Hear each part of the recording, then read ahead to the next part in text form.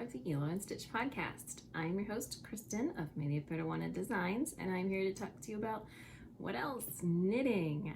I'll also be talking about knitting pattern design, goings on in the fiber arts community, and there's always a good chance that at some point I will mention Diego Luna for no real reason at all. So thank you so much for joining me for today's episode. A special thank you to my Patreon patrons for supporting the podcast, and a special welcome to any new viewers who are checking out the podcast for the first time. So if you don't already know me, my name is Kristen Janik. I'm a knitting pattern designer and instructor, mom to 2 little boys, and wife to a very tall man from Peru. We live in the Maryland suburbs of Washington, D.C., and I enjoy Orioles baseball, wine, vegetable gardening, baking, but it's mostly about the knitting, so let's start talking about it. Here we are, nearing the end of July. Summer is cruising right along. I don't know how summer is where you are, or even if it is summer where you are, but here it is hot and humid, as always. But the good news is we're going to the beach soon. By the time you're watching this, it'll be just a few days until we are heading to the Outer Banks of North Carolina, where we vacation every year as a family with my dad and my sister. My sister's 2 annoying chihuahuas. I suspect that's going to be quite a bit different this year. We won't be going out to any restaurants, which for me as a mom who does 90% of the cooking around here is something I always look forward to, frankly. It's getting something of a break from food preparation. I won't be doing that. I don't know what the beach there is going to look like. We are staying in something of a less populated part of the Outer Banks this year, so I'm not sure how that's going to play out in terms of going to the beach.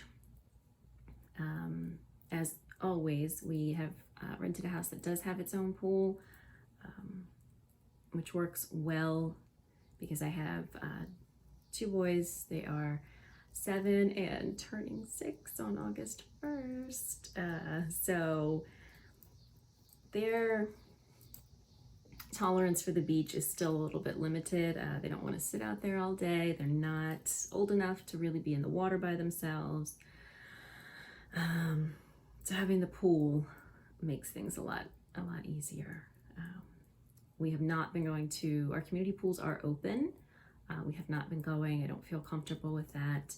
We do have a little inflatable pool in our yard that's about 1.5 feet deep, but that is starting to lose its luster for the boys. So even though it's going to be very, very different this year, we very much are looking forward to getting out of the house, being elsewhere,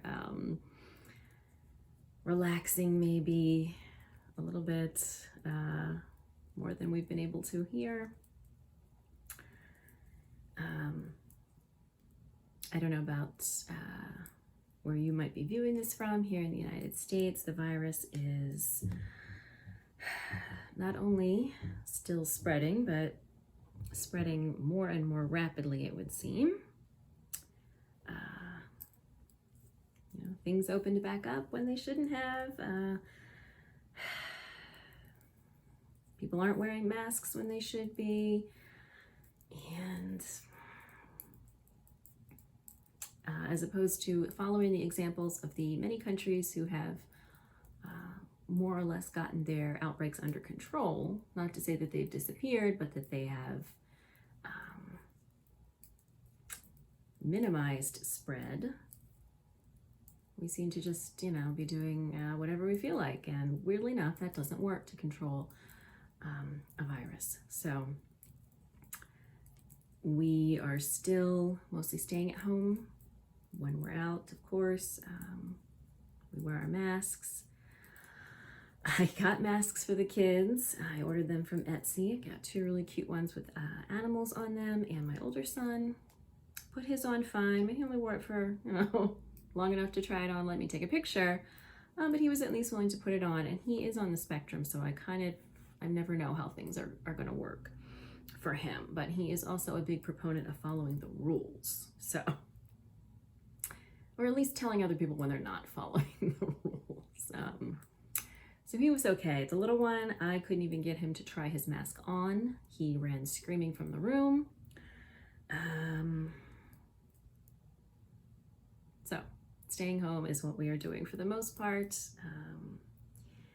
Occasionally visiting with my dad and sister, but that is about it.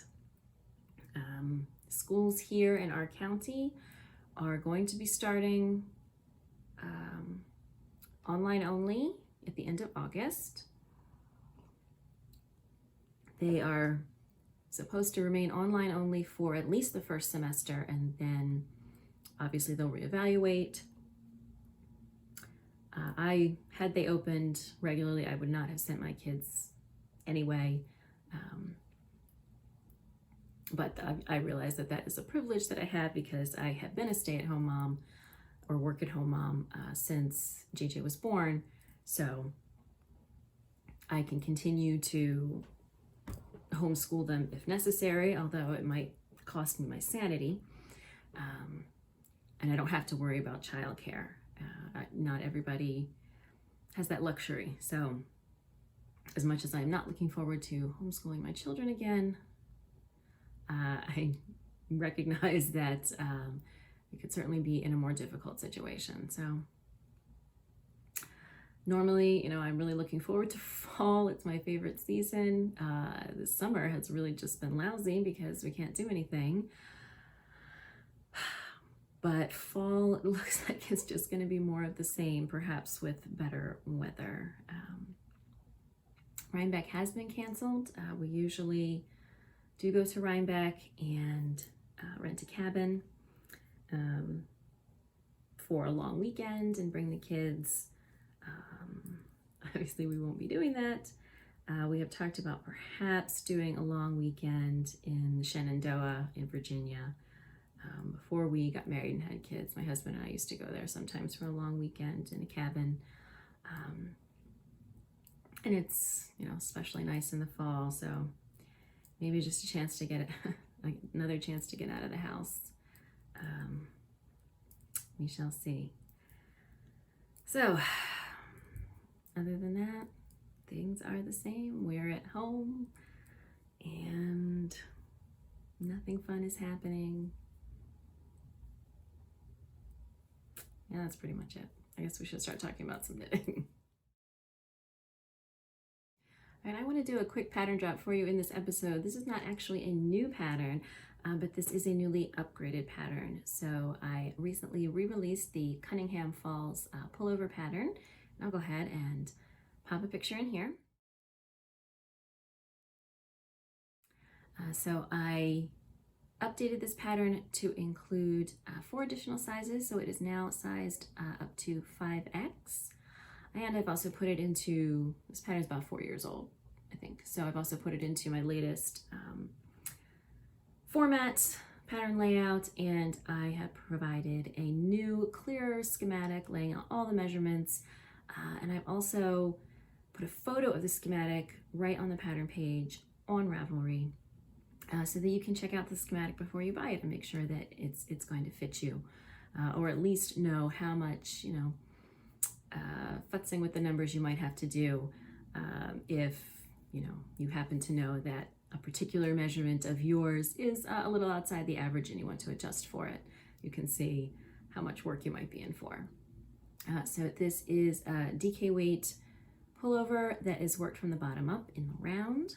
So the body is worked up to the armholes, the sleeves are worked up to the armholes, and it is completely joined in the round, and it has a cabled yoke and then a nice cowl neck. This was my Rhinebeck sweater 4 years ago. It is knit in Magpie Fiber Swanky DK, which is a delightful yarn. Just, you know, has plenty of structure, but it is also very soft, and her colors are just beautiful. But you know, you can use pretty much any DK weight wool that is, you know, fairly tightly plied, and has enough structure to show off the cables. That's really all you're looking for here. If you are not in a position to use Damie's yarn for this project. So again, the pattern has been updated to include sizes up to 5X. So now I believe it has a total of 10 sizes. All the new sizes have been tech edited. In my tech editor, it's really very knowledgeable about grading and grading for larger sizes in particular. So I have full confidence that it is in good shape, but if you are interested in perhaps doing a little preview knit for one of the larger sizes, 3X to 5X or 2X to 5X, go ahead and send me a message. You can reach me on Ravelry. I don't think there's any such thing as private messages here on YouTube. You can also message me on Instagram, where I am Media Peruana, and let me know, and I'd be happy to pass a copy of the pattern along to you if you want to check that out. So Cunningham Falls, not a pattern drop necessarily, but a pattern re-release, new sizes, spiffy new layout, and it is available on Ravelry. And if Ravelry is not currently accessible to you, it is also available on Love Knitting. I'm really excited to share some new yarn with you guys. I think in the last episode I actually did not have a stash flash, but things change pretty quickly, so I definitely have some new yarn to show off this time around. So the first one I want to show off is the new yarn from the Fiber for the People Values Club. So if you don't want to see that, I think by the time this is going live, everybody should have their yarn. I got this a couple days ago, and it'll be a couple more days until this pattern goes up on YouTube. So probably by then, most people, if not everybody, will have it. But if you don't have yours and you don't want to see it, I want you to go ahead and fast forward. Okay, so if you're still here, I'm going to assume that you want to see this beautiful yarn. So this is the second yarn from Taylor's current yarn club, the Values Yarn Club, which I believe is a 6-month club. And this one is really super stunning. All right, so this is called Pear.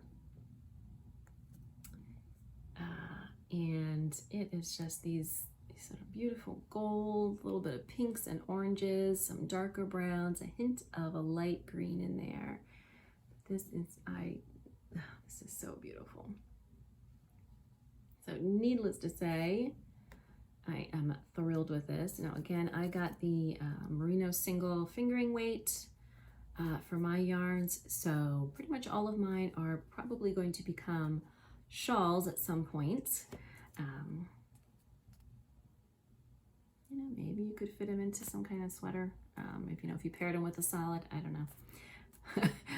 As with most yarn clubs, you know, you're kind of just in it for the yarn, and then you'll figure out what you're going to do with it later. So, as usual, I have no idea what this is going to be at this point, but I'm stunned. I think it's gorgeous. I think she did an amazing job. And there's just so much depth to this color and nuance. Let me see if I could, did I keep the paper? I did, hang on just a second.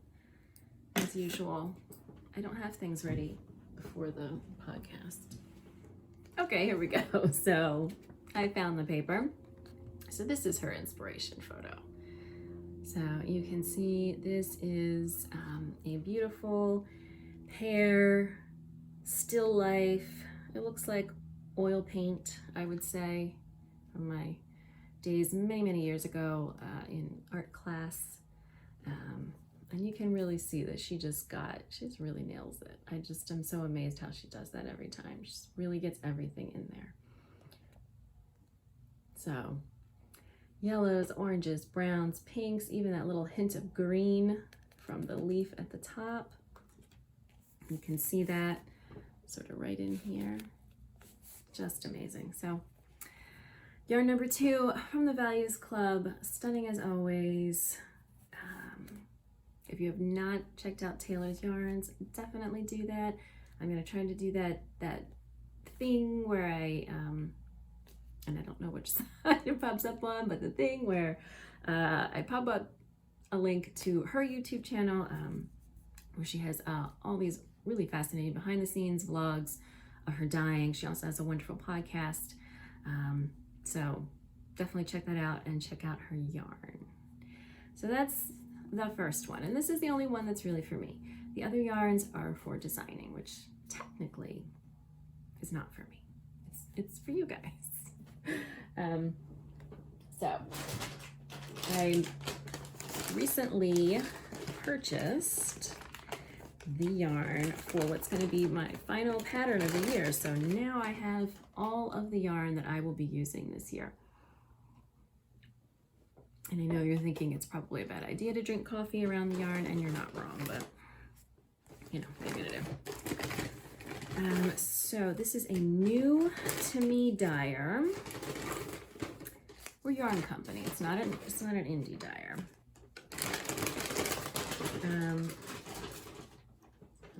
Futzing around because there are 3 colors. This is going to be a colorwork project. Okay. And this yarn is from Stone Wool, which is actually a subsidiary or an offshoot of Quince & Company, and I've always liked their yarns as well. And this is their Delane Merino, so it's 100% US Merino, spun in North Carolina and dyed in Pennsylvania. And this is a sport weight, so there's almost 200 yards to a skein, 190 yards. And I'm going to be using it for a colorwork pullover. So you can see these are slightly, maybe get a little bit, there's a hint of sort of tonality in here where it's not absolutely 100% a solid color, but it's pretty darn close. And this is a plied, but not super tightly plied, which means it'll be good for color work. It might not, you know, if you were using it for cables, they might not pop quite the way you want. But that's really kind of a your mileage may vary thing. This beautiful sort of brick red. So these kind of go together, and kind of a light and dark of the same color. And then we have a much darker contrasting color, which is a very deep brown, almost black. Not quite gray. It really has a little bit more warmth to it than a gray. So I will be using these for a colorwork pullover that is not going to be released until like almost 6 months from now. I think I have it on the schedule for late November or early December. But I just wanted to get that squared away. I don't have the, okay, yes I do. Okay, so this one is Hearth. That's the colorway. This one is Rose Hip. And then this one is Hawthorne. So they have a fair variety of colors, not a ton. I want to say maybe around 20, but with lots of nice deep tones and good contrast between them. So absolutely a good pick for color work. And this is sort of a mid-priced yarn. I want to say I got, let's say 1, 2, 3, 4, I got 5, 6, 7 skeins. I actually bought, that's one more than I thought I really needed. I thought I could do it with 6, but I wanted to have the extra just in case. So, is that right? No. I got 8 skeins, and I thought I really only needed 7, but I got an extra of the dark contrast just in case. And it ran about $100. So, and that's for sort of my size. So that's not super expensive. It's not super, it's not, you know, nitpicks or anything, but it's also much lower price than hand-dyed, indie-dyed yarn would be for a sweater. And we'll get into why I'm telling you so much about the price a little bit later. But Quince & Company, as I said, this is a subsidiary of Quince & Company, or maybe an offshoot. most of their yarns are domestic and sort of that mid-range price point. I have always loved Quince & Company Owl. It's very warm. And I've liked a lot of the yarns I've tried there, so I'm looking forward to trying this one. And hopefully being able to recommend it to you. And then we got one more bag of yarn. All right, so the last one I purchased myself. And for my designs, I usually kind of do a mix. Like I get some yarn support, and then for other projects, you know, I just decide to go for it and buy the yarn. It really just depends. So this was for another sweater. This is going to be a pullover design. I guess I'm doing, well, I did a cardigan earlier this year, but I've got 3 more sweaters coming and they're all pullovers. And this yarn is from Little Fox. This is going to be a 2-color, as you can imagine, a pullover design in a DK weight yarn. And this is her Bosa base. So she actually has another DK base, which is called Vixen, which is kind of your standard superwash merino, or maybe it's merino cashmere nylon, I'm not sure, but it's sort of a more traditional yarn. This one is 65% superwash merino, 20% silk, 15% yak. So this is really soft. With the silk, I expect it to be nice and drapey, but it has just a hint of fuzz from the yak. So this colorway is called Haint, which is a really nice blue-gray. Maybe it's definitely a blue-gray, but it is the greener side of blue, I would say. And this one is called Jam is My Jam. Oh, kind of matches my tank top. That seems like the wrong word. Anyway, so this is going to be, I think these are a really interesting combination. This totally fits my kind of color mood that I've been going for this year, which has been just kind of moodier. Like you can kind of see it in this beautiful yarn that Taylor dyed for the Painted on the Sky sleeveless top. Kind of the same colors are in here. In fact, now that I think about it, that's very similar. This is a little bit more purple and this is a little bit more blue. This is going to be a really fun combo. This is a 2-color saddle shoulder pullover that features lice stitch, which sounds awful. And I don't know who on earth decided that was a good name for anything, but it basically means little dots. So kind of a polka dot kind of sweater with some nice little details in the saddle shoulders and along the trim and things like that. So I'm really excited for this. This one, I believe I have on the schedule for October. Believe. It was originally supposed to be a Rhinebeck sweater. Obviously we don't have Rhinebeck this year, so it will not be. But I'm still gonna kind of aim to have it released at the same time, more or less. Got a little bit more flexibility now that there's no Rhinebeck. But I'm really excited for this. So again, this is from Little Fox yarn. This is her Bosa base. And in this situation, I did receive yarn support. So that means that Amy very generously agreed to support the design and to provide the yarn free of charge. Hopefully what that means is when I release the design, that's going to generate some interest for her in her yarn. That's how the yarn support arrangement usually works. It can be more complicated. A lot of times there are kits and cross promotions and all kinds of more intense kind of collaboration. And sometimes it's just, hey, could you provide yarn? And they're like, sure, why not? And it's a little less, fewer obligations on both ends. So lovely, lovely. I love these colors. I am so glad that I reached out to her and really looking forward to that project. So lots of new yarn in this episode, very little of it technically for me though. All right, I have some news and notes for you in this episode.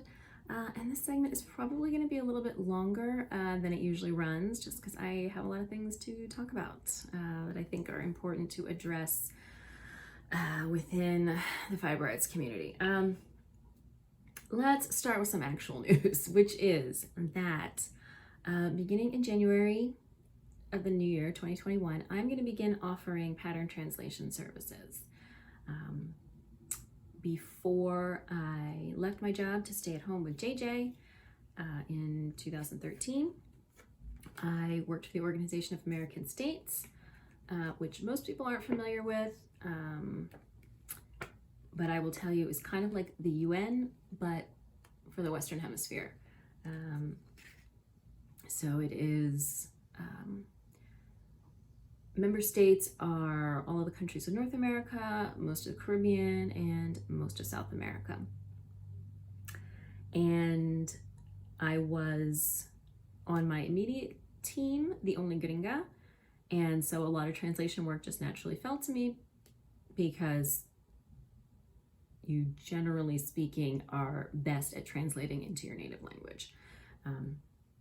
So I ended up doing a lot of translation work and I really enjoyed it, more so than the other parts of my job, which were babysitting experts in other countries and trying to make them do the work that they committed to do.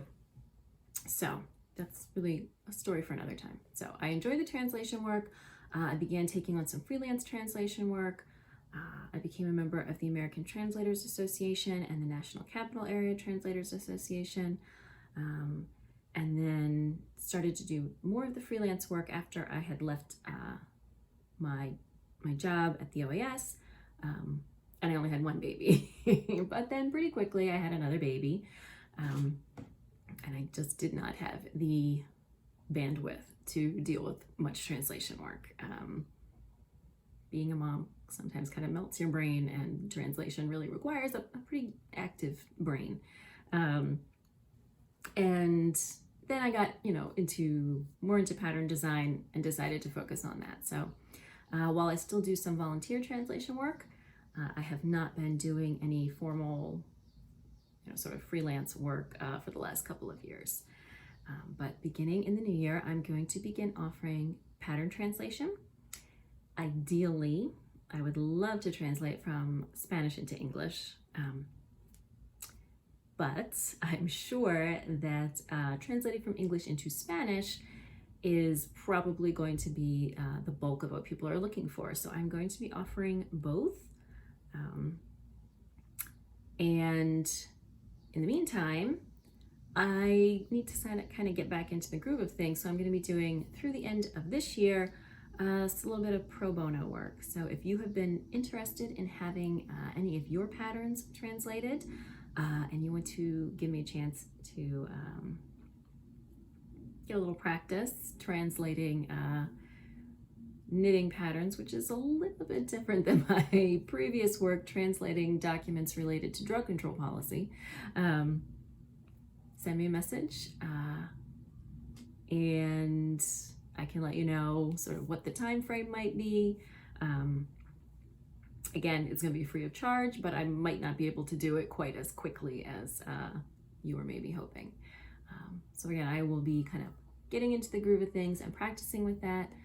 This is why I knit while I podcast, because otherwise I'm doing that. Getting into the groove with that, and then beginning in January, I will start offering formal translation work, not just for knitting patterns. I'll be getting back into some freelance translation work in general, but I'm going to add knitting patterns to sort of my area of expertise. So that is the thing that is news for Media Peruana Designs.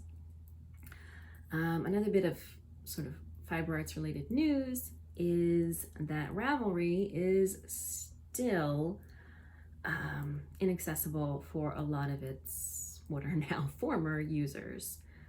They have not adequately addressed concerns about the usability and accessibility of their site.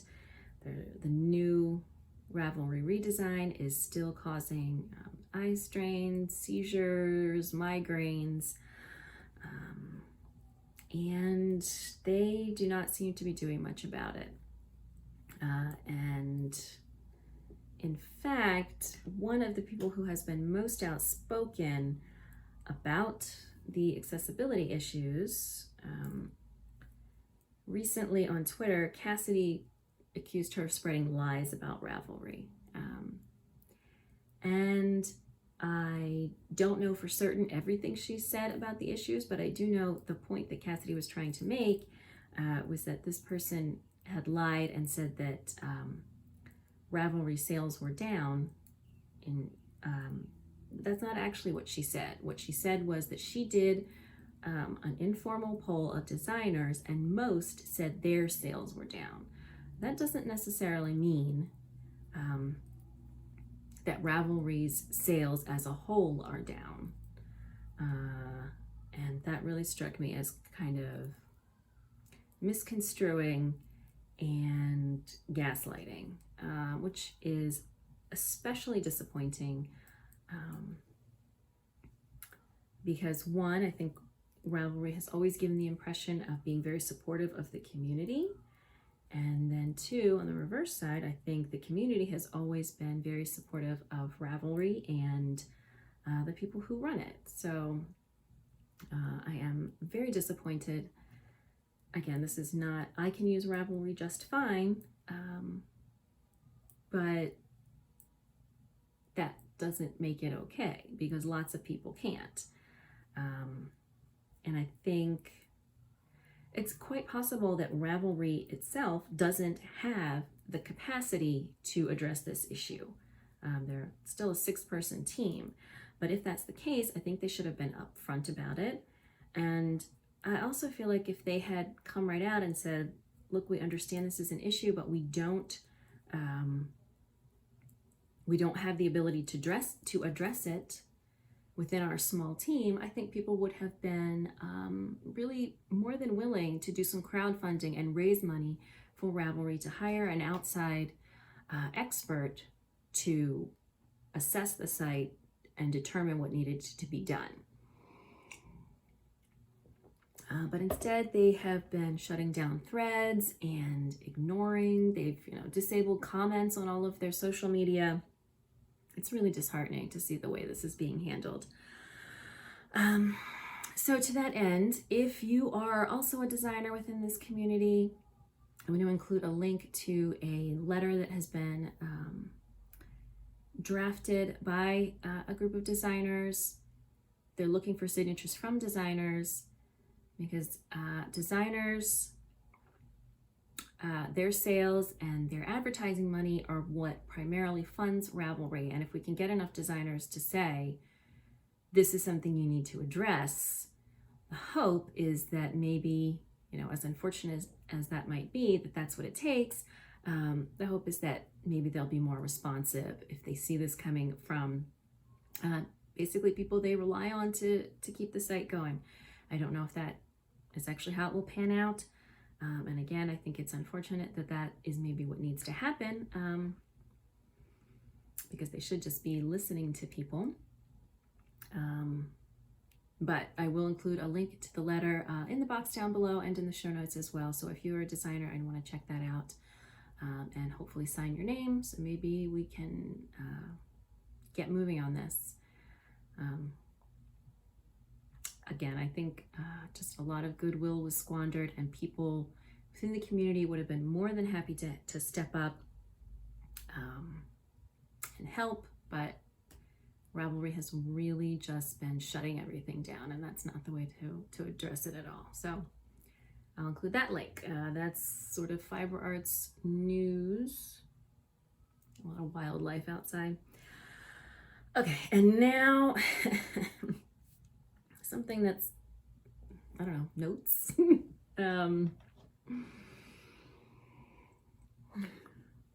We've been having ongoing discussions about the ways that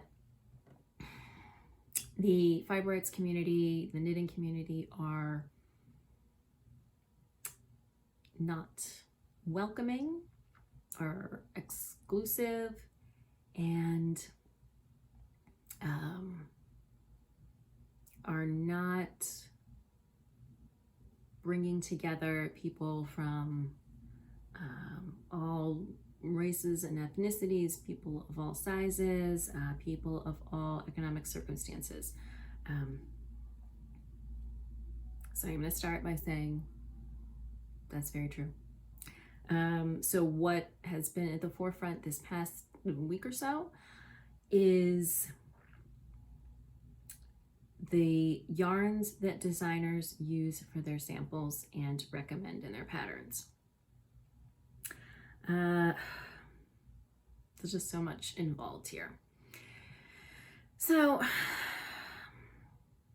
this began because a very popular designer released a new sweater pattern with some indie dyed yarns that are pricey. And the conclusion was that the overall cost of a sweater knit with these yarns would be prohibitive for many, many people, which perhaps is true. Would I knit a $400 sweater?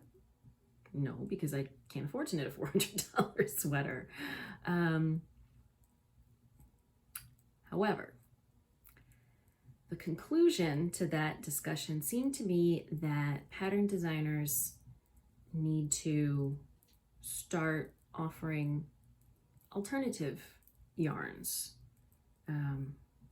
Ideally, some people commented, they would show samples in different yarns at different price points. But at the very least, they should be recommending multiple yarn options at different price points, in addition to their main sample yarn, if that's a pricey yarn. And so there are two things.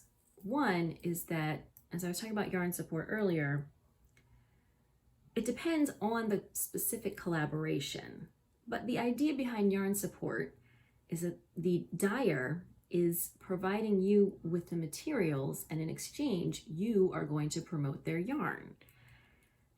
So if you are not promoting their yarn, or you're promoting additional yarns that were not provided to you free of charge, that kind of undercuts that relationship.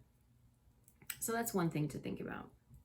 And you'll hear, some people will say, no, that's not how it works. And, different designers and different dyers have different experiences. That is definitely one way that it works. Even if there is not a formal contract, that is the general understanding. 2, while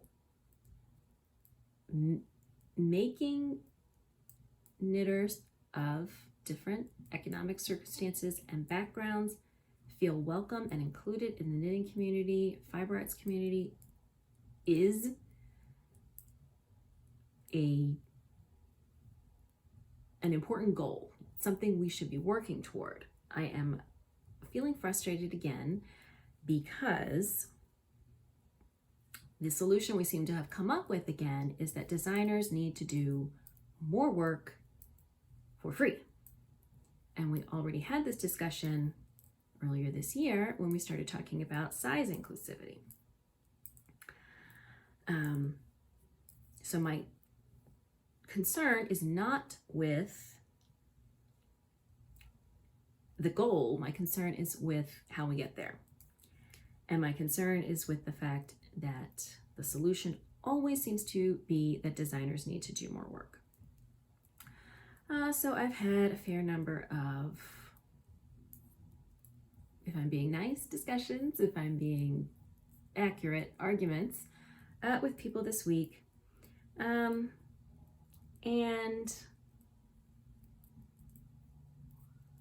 I've been told that I'm whining about designers not being paid fairly, that everybody has to do, more work for their job and not get any more money, things along those lines. And what I drew from that is that when I say I don't think it's fair to ask designers to do extra work that isn't paid, people think what I'm saying is that designers should be earning upwards of $20 an hour, and when we do more work, we're not earning that, and that's not fair. And that's actually not what I'm saying. What I'm saying, while upwards of $20 an hour would be great and completely appropriate for a very skilled profession, I'm not even saying that designers aren't earning a living wage, which is also true. And the living wage depends on where you live. In Maryland, it's somewhere around $17 an hour. What I'm saying is that designers aren't even earning minimum wage. And I don't just mean your local minimum wage that, again, varies depending on where you are. In Maryland, it's about $10 an hour. I'm talking about the federal minimum wage, which is $7.25 an hour.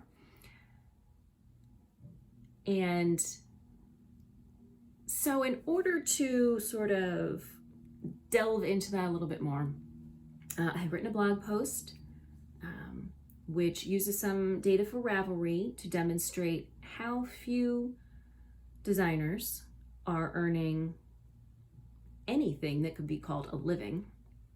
And then I tell you how much money I made last year. It's not a lot. And you can, I will include a link in the show notes, and you can go ahead and click through and read the whole thing. But for me personally, when you break it down, the amount of profit I made last year versus the number of hours I worked, I made about $4 an hour. So I'm not saying that designers aren't being paid a fair wage. I'm saying designers are by and large not earning any kind of living. We're not earning minimum wage. I'm earning half of federal minimum wage. Yeah, maybe I'm just not very good at my job. But pretty much all of the designers who read my post replied to me and said this is spot on. So again, I don't disagree that we need to do more to make the community inclusive and welcoming and diverse. I simply disagree that the way to do that is to expect more and more and more work from someone who's making $4 an hour. Now, you might still disagree with that. Maybe you read the blog post and you still disagree with that, and that's fine. That is your opinion. But I want to be clear about what it is I am saying, which is not that if you ask me to do more work, I'll only be making $18 an hour instead of $20. It's that if you ask me to do more work and I can't raise my prices, I'm going to be making $2 an hour. So read it if you like. A little bit going back to the point about the yarn. I'm not in a position right now to go through all of my patterns and start recommending alternate yarns. Because again, that is work that I will not be compensated for and is not planned into my schedule.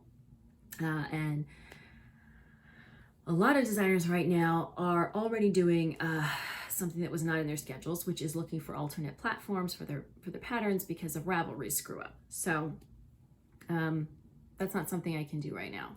I'm going to be very honest about that. But what I can do is share a spreadsheet that I put together earlier this year as part of my Sweater Siren e-course, which is a list of 20 yarns at different price points that I would personally recommend, meaning I have used them and been happy with them, for sweater knitting. I will also include a link to that in the show notes so you can check it out if that's something that might interest you.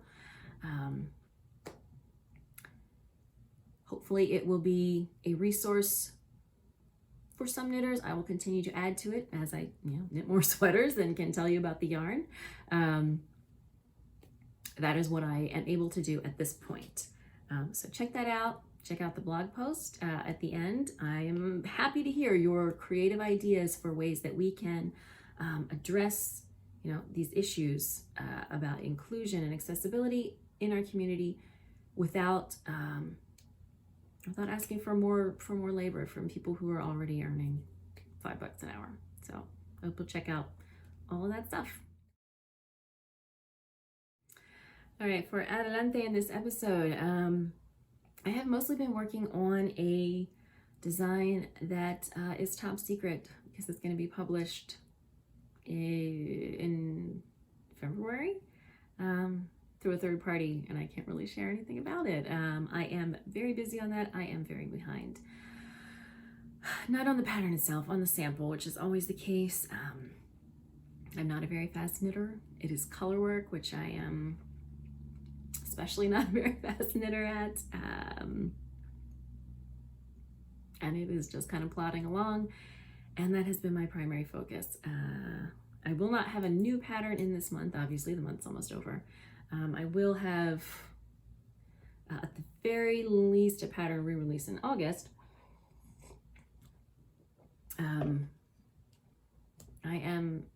I'm working, but there's a lot to be done, and I can't share all of it. What I can share is a little bit of progress on this project. So again, this is a pullover design that I am working on in Biche et Bouche, Le Petit Lambswool. And this is a medium green gray. And so you can see, I know it's so hard to get this to focus. You can see it's just these little slip stitch cables all over. And then there's this, it's a rolled hem at the bottom with a twisted rib hem that, because I'm using a larger needle, looks sort of a little bit lacy. And this yarn is going to bloom a bit when I block it. So you can see, here's the gauge swatch, and you can see it kind of, not the gauge swatch, but the stitch pattern swatch. It fills in a little bit once it is blocked. This is moving along. The pattern is, or the stitch pattern is easy to memorize. So now I am just working steadily toward where the armholes are. This is, let's see, 4 inches maybe. So I still got about 10 or 11 inches to go. But this is fortunately something that is easy to pick up. Like I said, I've memorized the stitch pattern, so I don't have to sit there with the chart, and there's really nothing going on here until I get to the armholes. And even then, it's a drop shoulder, so there's really there'll be some neck shaping, but this is a pretty straightforward pattern up until I am going to put a kind of cowl neck on this. But it's going. But it is not going quickly, because really most of my time has been on that other project. Actually, there's one other project I'm working on that I also can't show you. That's my children yelling. I am doing a pattern for Forbidden Fiber Company's Harry Potter 12 Days of Christmas Advent calendar type of dealie. So I've got 12 beautiful mini skeins that I am putting together into a pattern, and of course I can't show you because you want it to be a top secret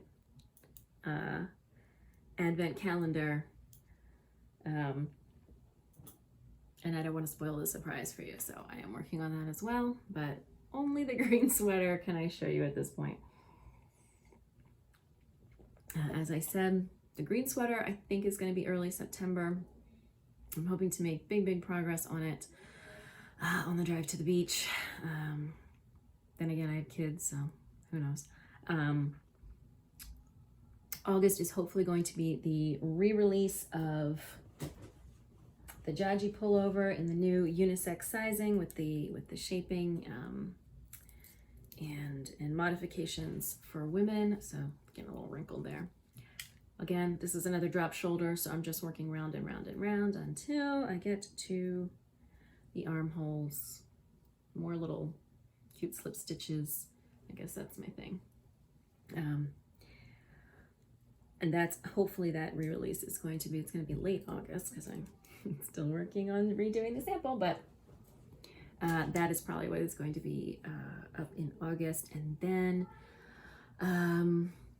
Also in August, I will have a pattern from a magazine debuting. So that will not be an indie pattern, but it will be a new pattern that you will be able to get in one of the more popular knitting magazines. I'm trying not to be annoyed because obviously due to the virus, a lot of people are working from home, and things like photo shoots are tricky right now. But that said, when I do my indie patterns, I model myself 90% of the time with a tripod and a remote shutter. So the pattern photos in this magazine are just a flat lay, and they just don't show off the piece as well as a modeled photo. So I know it's not their fault, but at the same time, I feel like maybe there were better choices than these flat lay photos, but it is what it is. So I will have that new pattern for you in August, but again, it will not be an indie pattern. It will be a magazine pattern. And that's all I got for you.